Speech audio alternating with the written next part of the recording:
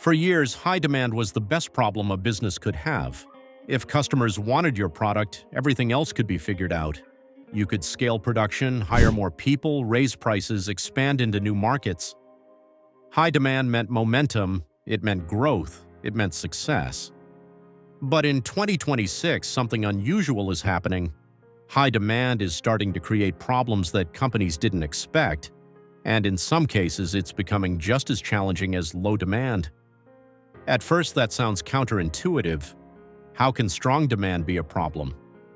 The answer lies in how different today's environment is compared to the past.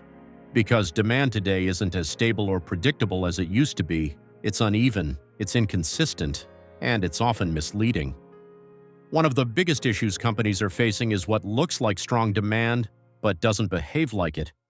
For example, customers may still be buying, but they're more sensitive to price, they're more selective about when they purchase. They may delay decisions, switch brands quickly, or reduce frequency without fully stopping. So on paper, demand appears strong, but underneath it's fragile.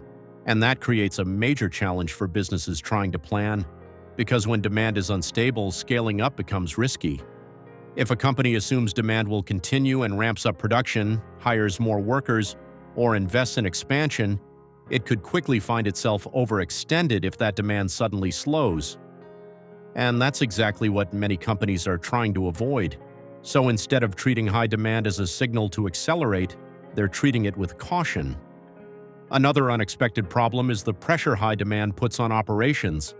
When demand rises quickly, businesses need to respond just as quickly. They need more inventory, more logistics capacity, more customer support, more everything. But in today's environment, scaling operations isn't as easy as it used to be. Supply chains are still complex, labor is still expensive. Capacity is harder to expand quickly without significant cost. So meeting high demand can actually strain the business.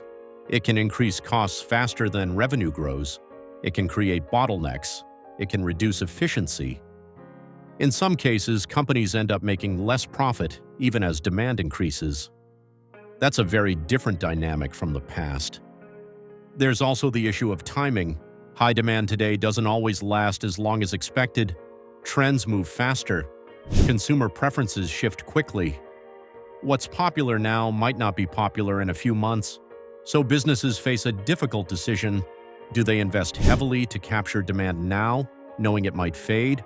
Or do they hold back, risking missed opportunities?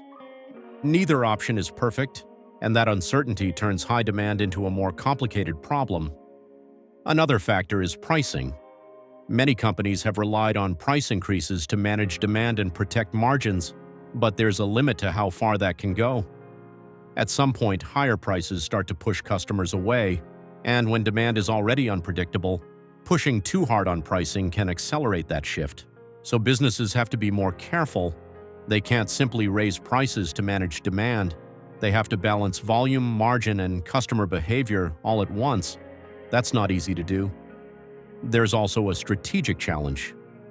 In the past, high demand often encouraged companies to expand aggressively, to launch new products, enter new markets, and scale as quickly as possible. But today, many businesses are hesitant to do that because they've seen how quickly conditions can change. They've experienced what happens when demand drops after a period of rapid expansion. They've dealt with excess inventory, overstaffing, and costly adjustments. So now, even when demand is strong, they're more cautious. They're asking, is this sustainable? And if they're not confident in the answer, they slow down. This creates a strange situation. Demand is there, but companies aren't fully chasing it. They're managing it. They're trying to capture value without overcommitting. And that's a very different approach from the traditional growth mindset. Another issue is how high demand interacts with customer expectations. When demand is strong, customers often expect fast delivery, high availability, and consistent quality. But if a company struggles to keep up, those expectations can quickly turn into dissatisfaction. Delays increase, stockouts happen, service levels drop, and that can damage the brand even in a high-demand environment. So companies have to be careful not just about how much demand they have, but how well they can serve it, because failing to meet demand can be just as harmful as not having it. There's also a financial dimension to this. High demand often requires upfront investment, more inventory, more production, more resources. But if that demand doesn't hold, those investments can become liabilities. Unsold inventory ties up cash, excess capacity becomes inefficient, costs rise without corresponding revenue, so companies are becoming more disciplined. They're trying to align supply more closely with actual demand rather than projected demand. And that means moving more cautiously even when signals look positive. What's happening here is a shift in how businesses interpret demand itself. High demand used to be a clear green light. Now it's more like a yellow light. Proceed, but carefully. Because demand alone doesn't guarantee success anymore. It has to be the right kind of demand, stable demand, predictable demand, sustainable demand, and those qualities are harder to find. This is why companies are building more flexible systems. They want the ability to respond to demand without fully committing to it, to scale up when needed, but also scale down quickly if conditions change. That flexibility becomes a competitive advantage, because it allows businesses to benefit from high demand without being exposed to its risks. So in many ways, the real problem isn't high demand itself, it's the uncertainty that comes with it, the lack of clarity about how long it will last, the difficulty of responding to it efficiently, the risk of overreacting, and all of this is forcing companies to rethink something that once seemed simple. Demand is no longer just about how much customers want, it's about how predictable that desire is. And in 2026, predictability is becoming more valuable than volume. So while high demand still looks like a positive signal on the surface, the reality underneath is more complicated.